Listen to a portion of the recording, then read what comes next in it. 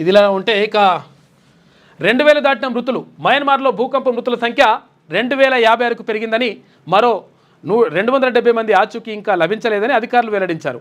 మరోవైపు మళ్ళీ భూకంపం వస్తుందేమోనన్న భయంతో పాపం జనం రోడ్ల పక్కన టెంట్లలో గడుపుతున్నారంట. పాపం దారుణమైనటువంటి హృదయ విదారకమైనటువంటి ఘటనలు కనిపిస్తున్నాయట.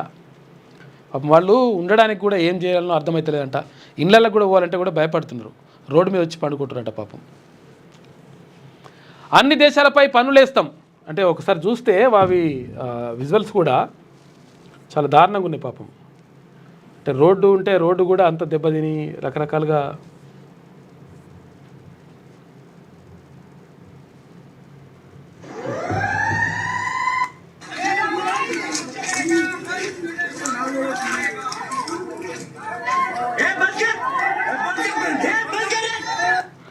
ఎస్సీకి సంబంధించినట్టుంది. కానీ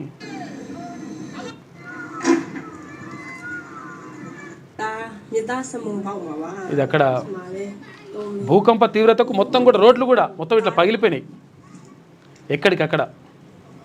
చాలా దారుణంగా ఉంటుంది పరిస్థితి పాపం అక్కడ మయన్మార్లో.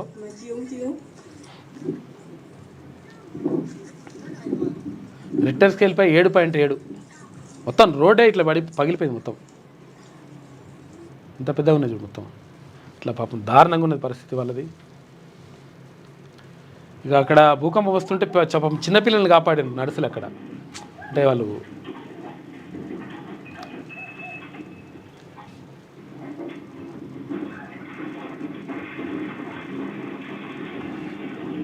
కాపాడుతారు. అట్లున్నది.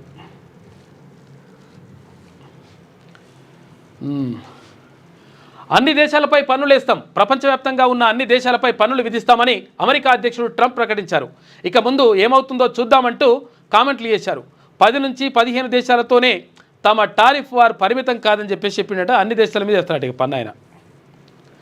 ఇక జిబ్లీ ఫిక్స్ కోసం ఫోటోల అప్లోడ్ సేఫ్ కాదు అని చెప్పేసి అంటా ఉన్నారు. ఎందుకంటే ఏఐలో ఫోటోలు అప్లోడ్ చేస్తే అది ఎందుకు రకరకాలుగా ఉపయోగించుకునేటువంటి అవకాశం ఉంటుందంట. కాబట్టి అట్లా చేయకండి అని చెప్తా ఉన్నారు.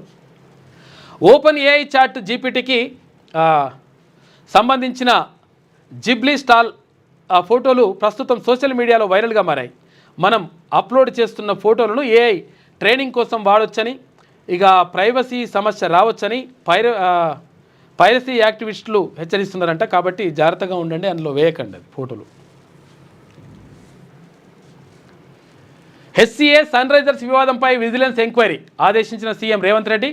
ఇక ఐపీఎల్ పాస్ల విషయంలో ఇరు వర్గాల మధ్య విభేదాలు ఉన్నాయంట. ఇక్కడ హెచ్సిఏ హైదరాబాద్ క్రికెట్ అసోసియేషన్కి తర్వాత సన్ రైజర్స్ వివాదం నడుస్తూ ఉందంట. ఇక ఐపీఎల్ పాస్ల విషయంలో ఇరు వర్గాల మధ్య విభేదాలు ఉన్నాయంట. హెచ్సిఏ ప్రెసిడెంట్ బ్లాక్మెయిల్ చేస్తున్నాడని చెప్పేసి ఎస్ఆర్హెచ్ ఫ్రాంచైజీలు చెప్తా ఉంటే, ఒప్పందం ప్రకారం టికెట్లు అడిగితే బెదిరించినట్ట అని చెప్పేసి హెచ్సిఏ అంటా ఉంది. ఈ టికెట్ల పంచాయతీ లొల్లి వచ్చింది ఇదంతా. క్రికెట్ టికెట్లు ఉంటాయి కదా చూడడానికి, దానికి సంబంధించి అక్కడ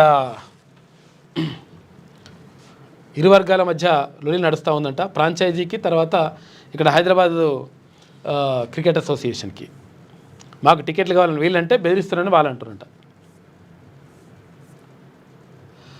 ఆన్లైన్ బెట్టింగ్స్పై సిట్ చీఫ్గా ఐజీ రమేష్ రెడ్డి, ఇక సభ్యులుగా సింధు శర్మ, వెంకటలక్ష్మి, చంద్రకాంత్, శంకర్. దర్యాప్తును పర్యవేక్షించనున్న CID chief DG Shikha Goyal 90 రోజుల్లో సమగ్ర నివేదిక అందించాలని డీజీపీ ఆదేశాలు జారీ చేసిండ్రు.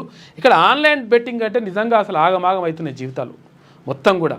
వాడు బెట్టింగ్ పెట్టేసి ఇప్పుడు 1 లక్ష వస్తాయి, 2 లక్షలు వస్తాయి, 2 లక్షలు వస్తాయి, 4 లక్షలు వస్తాయి ఇట్లా అని చెప్పేసి ఫస్ట్ వచ్చినట్టే చేస్తారట. ఆ తర్వాత మొత్తం పెడతా ఉంటే అటే పోతాయి. ఇక అటే పోయి మొత్తం లక్షల రూపాయలు పోగొట్టుకొని జీవితాలే ఆగమైపోయినాయి మొత్తం కూడా. చాలామంది కొంతమంది ఆత్మహత్యలు కూడా చేసుకున్నారు. ఆత్మహత్యలు పరిష్కారం కాదు, కాకపోతుందంటే అటువంటి జరుగుతూ ఉన్నాయంట. కాబట్టి వీటిలో పోకండి. దీనికి సంబంధించి ప్రత్యేకంగా అధికారులు నియమించింది రాష్ట్ర ప్రభుత్వం. దానికి సంబంధించి ఐపీఎస్ ఆఫీసర్లు కూడా నియమించింది. అయితే దీనిపైన దర్యాప్తు చేస్తున్నారంట. ఆన్లైన్ బెట్టింగ్స్ పనిపట్టేందుకు రాష్ట్ర ప్రభుత్వం కీలక నిర్ణయం తీసుకుంది. ఈ కేసుల దర్యాప్తు కోసం స్పెషల్ ఇన్వెస్టిగేషన్ టీంను ఏర్పాటు చేసింది. Inspector general of police IG Ramesh Reddy చీఫ్గా మరో 4 సభ్యులతో సిట్ని ఏర్పాటు చేస్తూ డీజీపీ జితేందర్ ఉత్తర్వులు జారీ చేశారు. సభ్యులుగా intelligence SP CH Sindhu Sharma, CID economic offences wing SP K Venkatalakshmi, Cyberabad additional SP attached S Chandrakanth, CID economic offences wing DSP M శంకర్ను నియమించారు. అయితే CID chief DG Shikha Goyal దర్యాప్తును పర్యవేక్షిస్తారట. 90 రోజుల్లో రిపోర్టు. పంజాగుట్ట, మియాపూర్ పోలీస్ స్టేషన్లో నమోదైన బెట్టింగ్ యాప్స్ ప్రమోషన్ల కేసును సిట్కు బదిలీ చేయాలని సంబంధిత అధికారులకు సోమవారం ఆదేశాలు అందాయి. అయితే దర్యాప్తు చేసేందుకు అవసరమైన ఆర్థిక నిపుణులు, లా ఎన్ఫోర్స్మెంట్ అధికారులు, ఆడిటర్లు, ఫోరెన్సిక్ ఇన్వెస్టిగేషన్ స్పెషలిస్టులు సహా ఎలాంటి అధికారులైనా సరే సిఐడి డీజీ ఆమోదంతో నియమించుకోవచ్చని డీజీపీ తన ఉత్తర్వుల్లో పేర్కొన్నారంట. పూర్తి నివేదికను 90 రోజుల్లోగా అందించాలని చెప్పేసి అంటా ఉన్నారు. మరి ఏం చేస్తారు? ఇది ఆన్లైన్ బెట్టింగ్కి సంబంధించినటువంటి దీనికి ఈ యాప్లను ప్రమోట్ చేసిన వాళ్ళకి సంబంధించి ఏం చేస్తారు, తర్వాత ఈ బెట్టింగ్లను చేసిన వాళ్ళు ఏం చేస్తారు, వీటన్నిటికి సంబంధించి మరి గప్పటి లెక్కనే అప్పుడు ఏంది అది డ్రగ్స్ కేసు అని చెప్పేసి అప్పుడు హీరోయిన్లను అందరూ పట్టుకొచ్చేసి ఇగ చేస్తున్నాం దర్యాప్తు వీళ్ళది ఇవాళ వెంట్రుకలు తీసుకున్నారు, వీళ్ళది రక్తం తీసుకొని చూసిండ్రు, టెస్ట్ చేసిండ్రు, అట్లా అన్నారు. లాస్ట్కి వస్తే తప్పుడే కూర్చున్నారు. మరి అట్లా ఇదేమైనా చేస్తారని చెప్పేసి డౌట్ వస్తూ ఉందంట. ఇక హ్యామ్ విధానంలో 12,000 కిలోమీటర్ల రోడ్లు రాష్ట్ర వ్యాప్తంగా 3 ఫేజ్లలో వేయాలని నిర్ణయం. ఇక ఫస్ట్ ఫేజ్లో 4,600 కిలోమీటర్లు రెడీ అవుతున్న డిపిఆర్లు, 15,000 కోట్ల రూపాయల అవసరం. కార్పొరేషన్లు ఏర్పాటు చేసి నిధుల సమీకరణ, టోల్పై ఎమ్మెల్యేల వ్యతిరేకతతో బడ్జెట్లోనే నిధుల కేటాయింపు అని చెప్పేసి ఒక వార్త కనిపిస్తూ ఉంది. మరి అది చేస్తూ ఉన్నారంటే చూడాలి. ఔటర్ రింగ్ రోడ్డుపై పెరిగిన టోల్ ఛార్జీలు, అర్ధరాత్రి నుంచి అమల్లోకి వచ్చిన కొత్త రేట్లు. కేటీ రామారావు తర్వాత గతంలో ప్రభుత్వం ఉన్నటువంటి బీఆర్ఎస్ ప్రభుత్వం ఇదేది 30 సంవత్సరాల లీజుకు ఈ టోల్ని ఇచ్చేసింది. ఔటర్ రింగ్ రోడ్ టోల్ని ఇచ్చి పడేసింది టెండర్లని 30 సంవత్సరాలకు ఇస్తే ఇప్పుడు వాడు అడ్డగోలుగా పైసలు పెంచుతూ ఉన్నాడు. ఇప్పుడు ఎవడు కాపాడాలి? దీని ఏంది కథ ఏంది? దీనికి ఏమైనా నిబంధనలు ఉండయా? ప్రజల నడ్డి విరుస్తుందికేనా ఈ కథ అంతా? 158 కిలోమీటర్ల 8 లేన్ల ఎక్స్ప్రెస్ హైవేకు అమలు. ఇక టోల్ వసూలు చేస్తున్న ఐఆర్బీ ఇన్ఫ్రా 30 ఏళ్ల పాటు లీజుకి ఇచ్చిన గత బీఆర్ఎస్ సర్కార్. హైదరాబాద్ విజయవాడ రూట్లో తగ్గిన టోల్ రేట్లు తగ్గినట్ట ఇక్కడ హైదరాబాద్ విజయవాడలో. కాకపోతే ఔటర్ రింగ్ రోడ్లో మాత్రం పెంచేస్తున్నారు. అర్ధరాత్రి నుంచి అమల్లోకి వచ్చేసినాయట, నిన్న అర్ధరాత్రి నుంచి.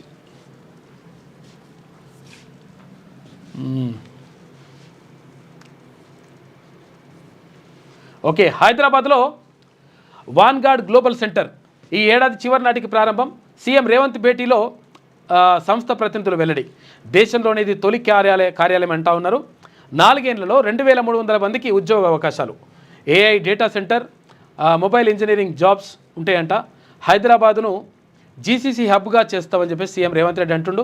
ఇక ప్రభుత్వ సానుకూల పాలసీల వల్లే హైదరాబాదును ఎంచుకున్నామని చెప్పేసి వాన్గార్డ్ సీఈఓ చెప్తున్నటువంటి మాట. ప్రపంచంలోని ప్రతిష్టాత్మక సంస్థల్లో ఒకటైన వాన్గార్డ్ కంపెనీ హైదరాబాద్లో గ్లోబల్ కేపబిలిటీ సెంటర్ను ఏర్పాటు చేయనున్నట్లు ప్రకటించింది. మన దేశంలో ఈ కంపెనీ నెలకొల్పే తొలి జీసీసీ ఇదే కావడం విశేషం. అయితే సోమవారం ఉదయం హైదరాబాద్ జూబ్లీహిల్స్లోని సీఎం నివాసంలో రేవంత్ రెడ్డితో పాటు వాన్గార్డ్ ప్రతినిధుల బృందం భేటీ అయింది.